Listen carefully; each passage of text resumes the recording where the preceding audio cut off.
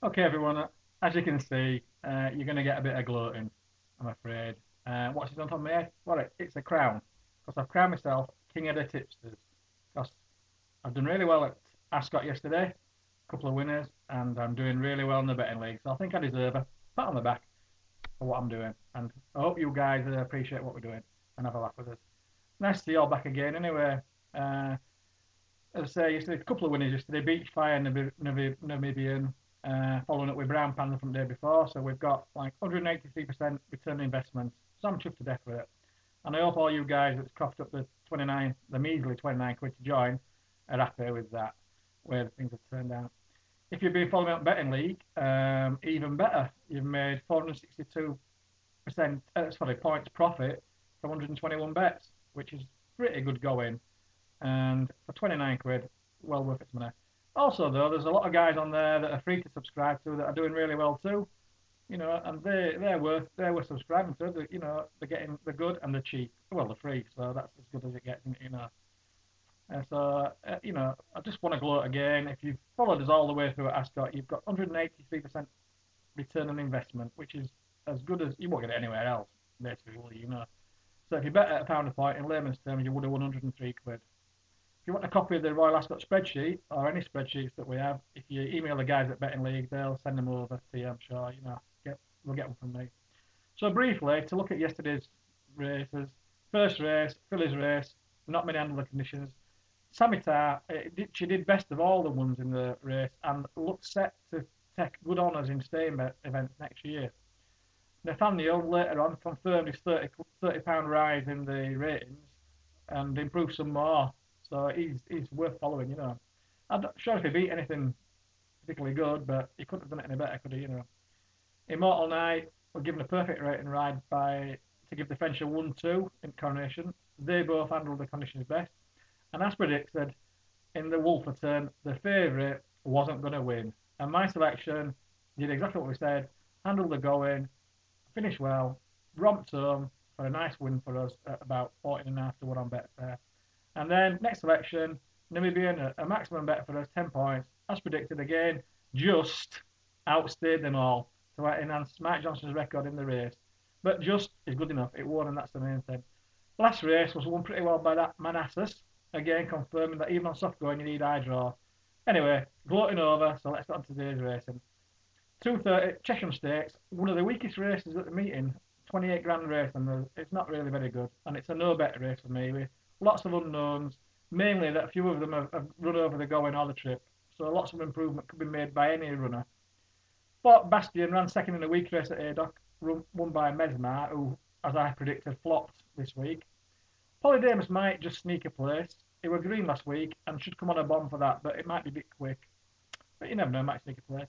The two of the best form are Maybe and Falls of Laura. Both are Daniel fillers. And of the two, I think that at the price I would go with Falls of Laura because she's won over trip and might be better stay. But as I said, it's a no bet race for me. Hardwick Stakes, not a race for me to take odds on about any horse on today's going. I think he might be beatable. I don't think his form's cast iron, particularly with the going. Drunken Sailor was impressive last time, but the way the race went, it just sort of fell into his hands, and I don't know how good that form is. But I think there's one horse in this race that looks pretty cast iron to be placed, and could even win if the favourite doesn't run to its best on this going.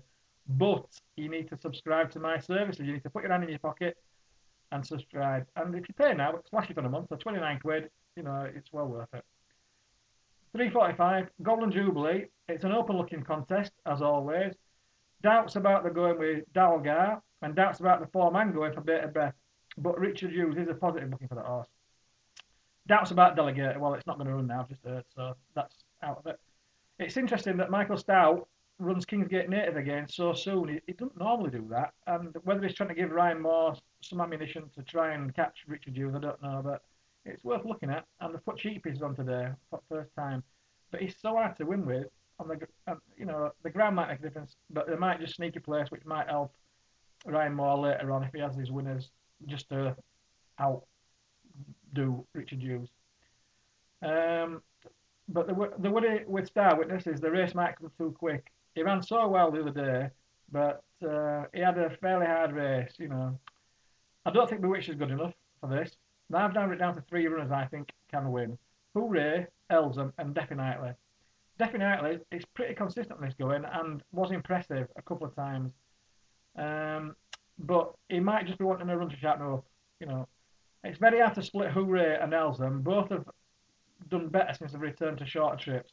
Hooray will love the going, but he's poorly drawn in two, and for that reason, I would favour Elsham, even though there's a doubt about it on the going, and so I wouldn't put him as a selection. I was really impressed by the way he did it the other day when he dropped back to 6 furlongs, and it looks like he has a good chance. Wokingham, as you know, my cup of tea, massive field, doubts about the draw and what's in form and what land will go in. Lots to get my teeth into, which I've been doing overnight. I don't think Ufit's form is good enough to win this. He's improving, but I don't think he's good enough, even though he's favourite. I think he's got to find more. Pastoral player finally come good at Goodwood, but will he repeat it? That's the thing on today's going. Blue Jack would have a bit of a squeak if he returned to his form, but he hasn't shown any signs of it yet. I like Burning Thread, sorry, with Dale Swift clearing £5. That sort of helps him, and he likes the going, so you never know. Max Power has been much better since sprinting, but again, going's an unknown with him really. And Waffle and Imperial Guest look to need to improve significantly to win this. I don't think Swiss Cross will last home on this going, so I've just narrowed it down to, well, six runners that I think have a chance. Victoire de Liffard is solid, likes the going, and he ran a bit free last time, and if that race has taken the fizz out of him, he could go well. Deacon Blues, hard to win with, generally runs well, but hard to win with. Nasri, perfectly drawn, up against the rails, and that will help him to make use of his front running skills, and he could run a big race. Faster, badly drawn, but loves the going, and if for any reason the draw bias changes or whatever, or some of the horses, he comes over to the middle, I'm going to have a small place on him, me. I think that he loves the going, and he's won for maybe a place at a big price. It's the first time he's got the going this year I stand in is the class of the race and previous winner. And Ryan Moore rides him again. And I'm sure he could ride other runners. And there must be a reason why he's keeping faith with it. They tried blinkers on him a couple of times and they haven't worked. They've taken him off today. He likes the going and he's got class. The only worry, and that's why I'm not putting him as a bet, is that generally it comes back to form gradually. You see his form gradually improve over the season and he gets to his peak. He doesn't normally come back with a bounce, which you'd have to do to win this. So it's not a betting race for me, but I would really fancy him a little bit. Duke of Edinburgh race, it's a wide open race, and I would imagine by this time Gowen is going to be pretty desperate. So you're going to need a true stay to win this.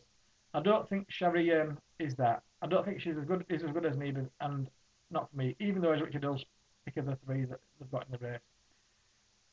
The races he's contested have not been good. Not sure if Rockadoodle Doo's finishing burst will be so good on today's stamina sapping ground, so he's overlooked. Morden won a pretty moderate race, well, but you have to guess if he will improve, which seems likely, but will he handle the going? And I don't know that. So when he's favourite, it's not for me to guess when he's giving weight all round. So I've narrowed it down just to four runners, what I think have a chance of winning, but you need to subscribe to find out what they are. Thing, it's 29 quid last year a month. You need to subscribe to find out what they are. Last race, Queen Alexandra. Well, it's. I like to watch the race, but it's not a betting race. There's horses that have not run on flat for years that have improved over the jumps. Not a betting race at all. I'm just curious that Ryan Morse chose to ride Degasart, who would win this if he back to his 3-year-old form. It's a long time. It's 3 years since he's shown any sort of form like that. But he's been coming back over the jumps and with new stable. You never know. Ryan Moore's riding for a reason. And Swinkill ran third in this last year, loves the trip, loves the going, and he'll probably be placed again. That's it, guys. I hope you've all enjoyed this. Keep looking at Betting League. Remember, there's me on there, 29 quid, but there's lots of good guys on there for free. So if you don't want to pay out for me, you tight buggers, then have a go at some of the free guys and follow them. Cheers, guys, and I'll be trying to do this every Saturday now. If I get a chance, I'll do it every Saturday for you, some sort of summary, so keep in touch.